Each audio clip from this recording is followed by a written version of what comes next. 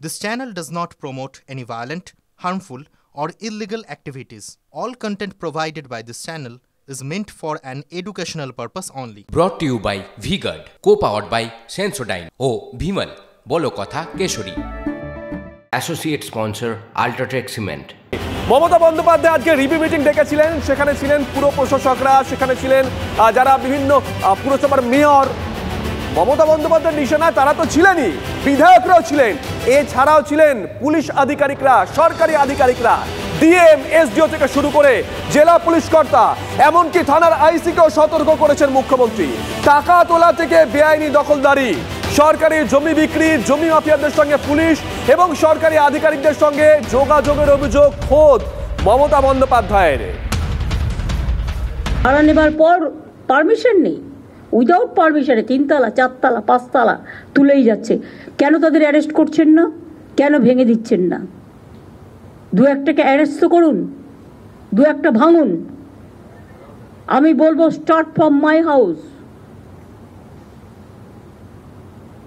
কেন আমি ইলিগাল জিনিসকে আমি অ্যালাউ করবো? যেই হোক, কোনো এমএলএ, এমপি, মিনিস্টার থেকে শুরু করে পুলিশ অফিসার, জেলা এসডিও, ডিএম থেকে শুরু করে আইসি থেকে শুরু করে কারো কারো অভ্যাস হয়ে গেছে আইসি হলে যতটা পারি ইনকাম করে নি, এসডিও হলে একটা সঞ্চয় করে নি, ডিএম যে কদিন থাকবো সঞ্চয় করে নি, দেশে পাঠিয়ে দিই। এগুলো অনেক হয়েছে, আর করবেন না প্লিজ। এবার কিন্তু বড্ড চোখে লাগছে। নবান্নের চারপাশে কিছুটা এলাকা 1 কিলোমিটার পর্যন্ত G+4 বিল্ডিং করা নিষিদ্ধ করা হয়েছে, তাও হচ্ছে। সবই বিল্ডিং পাস করবার জন্য, প্ল্যান পাস করার জন্য ব্যস্ত, কারণ টাকা পাবে। বিধাননগর, নিউ টাউন সহ বিভিন্ন জায়গায় বেআইনি নির্মাণ করে আবার ইলেকট্রিক কানেকশনও পেয়ে যাচ্ছে। ইলেকট্রিক কানেকশন দেবার আগে, ফায়ার লাইসেন্স দেবার আগে আমি একটা দেখবো না? আর কিছু কিছু ল্যান্ড মাফিয়া কখনো কখনো আইনত প্রোটেকশন পেয়ে যায়। রাস্তা, ফুটপাতে এনক্রোচমেন্ট বেড়েই চলেছে। পুরসভাতে চোখ দিয়ে দেখে না, পুলিশও দেখে না, আমাকে একা দেখতে হবে, আর তারা পোস্টে থাকবে। যারা এগুলো দেখবে না তাদের সরিয়ে দেওয়া হবে কাজ থেকে। সিজার আমাদের সঙ্গে রয়েছেন, আমাদের সহকর্মী। যাব সিজারের কাছে। সিজার, বিরোধীরা যে কথা বলে থাকেন আজকে মমতা বন্দ্যোপাধ্যায়ের গলাতে সেই কথাই। তিনি পুলিশ প্রশাসনের দিকে তোপ দাগছেন, বলছেন আইসি হয়ে টাকা কামানো যাবে না, ডিএম হয়ে টাকা কামানো যাবে না, এসডি হয়ে টাকা কামানো যাবে না। মমতা বন্দ্যোপাধ্যায়ের হুঁশিয়ারির পর রাতারাতি কি ছবিটা বদল হতে পারে?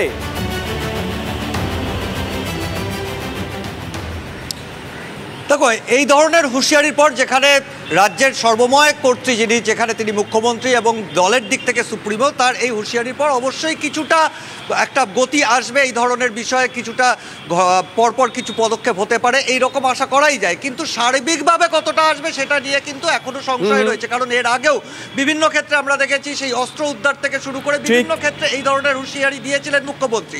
আর এই জায়গাতেই কয়েকটা প্রশ্ন ওঠে যে, এক হচ্ছে পুরো লাস্ট লোকসভা নির্বাচনে পুরসভাগুলোতে দেখা গেছে যে সেখানে কোথাও তৃণমূল কিন্তু মানুষের মনে দাগ কাটতে পারেনি, সেখানে বিরোধী দলগুলো বিশেষত বিজেপি অনেক বেশি সফল। এবং তারপরেই এই পুরো সভাগুলোকে নিয়ে রিভিউ, এবং সেখানে দাঁড়িয়ে মুখ্যমন্ত্রীর আজকের ভূমিকা কোথাও যেন নিজেকেই নিজের বিরোধী সত্তাকে বিরোধী হিসেবে তুলে ধরা, অর্থাৎ সরকার তার সেই জায়গায় তিনি যেভাবে আজকে প্রশ্নগুলো তুলেছেন সেটা বিরোধীরা তুলে থাকেন, এবং সেই জায়গা থেকে বিরোধীদের বলা বা তাদের যে প্রতিবাদের জায়গাটা, পরিসরটাকে কিন্তু অনেকটাই তিনি কমিয়ে দিলেন, এবং সেই ক্ষোভটা তার মুখ দিয়ে বেরোলো, সেটা যেমন একটা রাজনৈতিকভাবে অত্যন্ত তাৎপর্যপূর্ণ। পাশাপাশি এখানে দাঁড়িয়ে আরেকটা প্রশ্ন ওঠে, আজকে যে পয়েন্টগুলো তিনি তুলেছেন, বেআইনি জমি দখল, সরকারি জমি দখল, সরকারি জমি বেআইনিভাবে বিক্রি করে দেওয়া থেকে শুরু করে আইসি, থানার আধিকারিক থেকে শুরু করে প্রশাসনের বিভিন্ন আধিকারিকদের যে নেক্সাসের কথা, এবং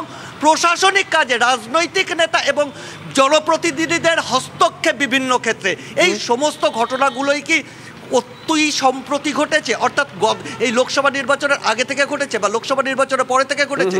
এটা একটা দীর্ঘকালীন প্রসেস এবং সেই জায়গাতে দাঁড়িয়ে রাজ্যের প্রশাসনিক প্রধান হিসেবে এবং পুলিশ প্রধান হিসেবে মুখ্যমন্ত্রী এতদিন তার চোখে পড়েনি, হঠাৎ করে চোখে পড়লো লোকসভা নির্বাচনের পরে, যেখানে পুরো এলাকাগুলোতে তার দল খারাপ ফল করেছে। এটাই কিন্তু কোথাও ভবিষ্যতে বিরোধীদের হাতিয়ার হয়ে উঠতে চলেছে। নজর থাকবে সিজার, নজর থাকবে। তুমি যে কথা বললে সেদিকে নজর রাখতে হবে। মমতা বন্দ্যোপাধ্যায় বক্তব্যে দাঁড়িয়ে বলে এসেছিলেন যে বেআইনি অস্ত্র উদ্ধার করতে হবে যেখানে যা আছে, কিন্তু তারপরেও আমরা দেখেছি দিকে দিকে বোমা ফেটেছে, কোথাও কেউ কাউকে গুলি করে দিয়েছে। আজকে মমতা বন্দ্যোপাধ্যায়ের এই হুঁশিয়ারির পর পুলিশ প্রশাসন, আমলা যারা আছেন, তাদের ভূমিকা কি হয় নজর আমাদেরও থাকবে। জঙ্গি জাল বাংলার বুকে ছড়াচ্ছে, নয়া জঙ্গি জাল, দুশ্চিন্তার নয়া নাম শাহাদাত। এই জঙ্গি সংগঠন সম্পর্কে যেসব তথ্য গোয়েন্দাদের হাতে এসেছে তাতে চিন্তা বাড়বে বই কি কমবে না। শনিবার রাতে কাকসা থেকে জঙ্গি হাবিবুল্লাহকে গ্রেপ্তার করে এসটিএফ।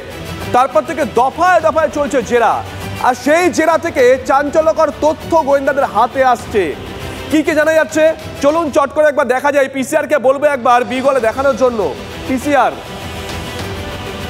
দুই বাংলায় ছড়াচ্ছে নয়া জঙ্গি জাল, দুই বাংলাতেই ষড়যন্ত্র জালের কেন্দ্রে পশ্চিমবঙ্গ। কাকসা থেকে গ্রেপ্তার হয়েছে মাথা শাহাদাত, এক অশনি সংকেত। এই বাংলায় হাঁটি জঙ্গি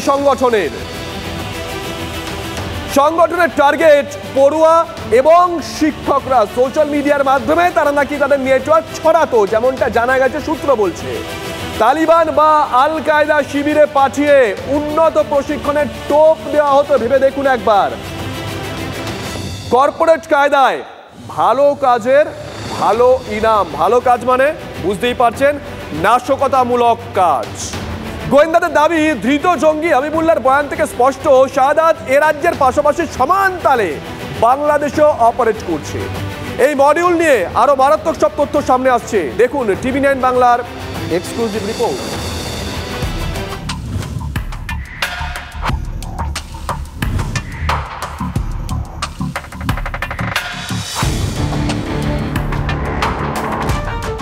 বাংলার সঙ্গে ফের জঙ্গি যোগ। বাংলাদেশের নিষিদ্ধ জঙ্গি সংগঠন শাহাদাত পশ্চিমবঙ্গে রীতিমতো ঘাঁটি তৈরি করার পরিকল্পনায় নেমেছে। এ রাজ্যের জন্য শাহাদাত এক অশনি সংকেত।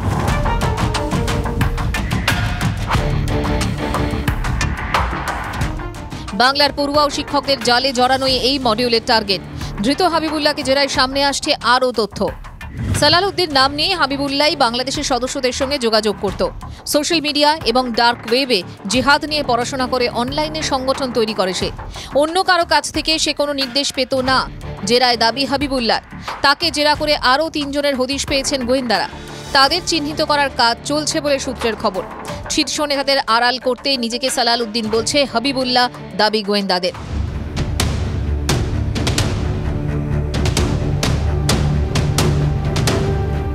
শুধুমাত্র অনলাইনে এভাবে 100 থেকে 120 জনের সংগঠন তৈরি সম্ভব নয় মনে করছেন তদন্তকারীরা। সংগঠন তৈরি করতে অর্থের প্রয়োজন। সেই অর্থ কোথা থেকে পেল এই পড়ুয়া, খতিয়ে দেখছেন গোয়েন্দারা। তদন্তকারীদের দাবি, সাবেক আনসার আল ইসলাম ও জামাতুল মুজাহিদিন বাংলাদেশের আল কায়দাপন্থী লোকজনকে নিয়ে এই সংগঠনের জন্ম। 2017 সালে আনসারুল বাংলা টিম নিষিদ্ধ ঘোষিত হওয়ার পর জন্ম আনসার আল ইসলামের। শাহাদাতের সদস্যদের কাছ থেকে একটি অ্যাপ BIP পাওয়া গেছে। ওই অ্যাপের মাধ্যমে নিজেদের মধ্যে যোগাযোগ রাখা হয়।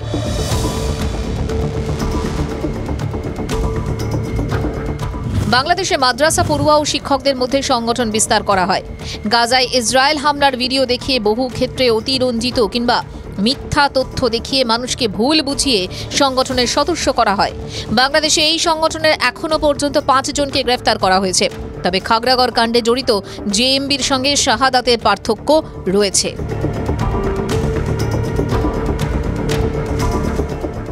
জামাতুল মুজাহিদিন বাংলাদেশের সঙ্গে শাহাদাতের সাংগঠনিক জায়গা থেকে একাধিক ফারাক রয়েছে, আর এই ফারাক বা পার্থক্যটাই কিন্তু আশঙ্কার জায়গা, এমনটাই মনে করছেন গোয়েন্দারা। তার কারণ JMBর মাথা ব্যথা ছিল মূলত বাংলাদেশ নিয়ে। তারা এখানে এসেছিল লুকিয়ে থাকতে বাংলাদেশের ধরপাকড়ের জেরে, কিন্তু শাহাদাতের সংগঠন এ রাজ্য এই দেশ এবং বাংলাদেশ দুই দেশেই কিন্তু বিস্তার করছে।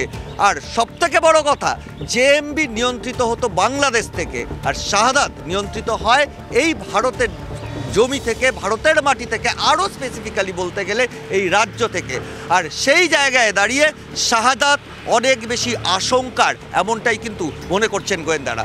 ক্যামেরায় তুষার ঘটকের সঙ্গে সিজার, TV9 বাংলা। মানে বুঝতে পারলেন তো আশঙ্কার জায়গা ঠিক কতটা। গোয়েন্দাদের নজরে আর কি কি রয়েছে চট করে দেখাই একবার বিগলে, পিসিআরকে বলবো দেখানোর জন্য। হাবিবুল্লাহ কিভাবে এই সংগঠনে যোগ দিয়েছে, কার মাধ্যমে যোগাযোগ করেছে হাবিবুল্লাহ, অর্থাৎ হাবিবুল্লাহকে কে নিয়ে গেছিল এই সংগঠনে, হাবিবুল্লাহ নিজে কতজনকে এই সংগঠনে নিয়ে এসেছে, মানে হাবিবুল্লাহ কতটা ম্যান পাওয়ার বাড়াতে পেরেছে, তারা কোথাকার সদস্য করে থেকে থাকলে তারা কারা, তারা কোথাকার, এ রাজ্যের এ দেশের কোথাকার তারা, হাবিবুল্লাহ কার কাছ থেকে নির্দেশ পেয়েছে, সে কি এখানে লুকিয়ে আছে, ঘাপটি মেরে আছে, নজর থাকবে। এই রাজ্য বা দেশের সংগঠন বা কারোর সঙ্গে বৈঠক হয়েছে কিনা, হয়ে থাকলে কার সঙ্গে বৈঠক, সালাউদ্দিন বা দলের শীর্ষ নেতাদের সঙ্গে সরাসরি যোগ ছিল কিনা এই হাবিবুল্লাহর, নজর থাকবে আমাদের, নজর থাকবে আগামীতে পুলিশ প্রশাসন এসটিএফ কিভাবে তদন্ত চালিয়ে নিয়ে যায়। Brought to you by V-Guard, co-powered by Sensodyne ও ভিমল, বলো কথা কেশরী। Associate sponsor UltraTech cement.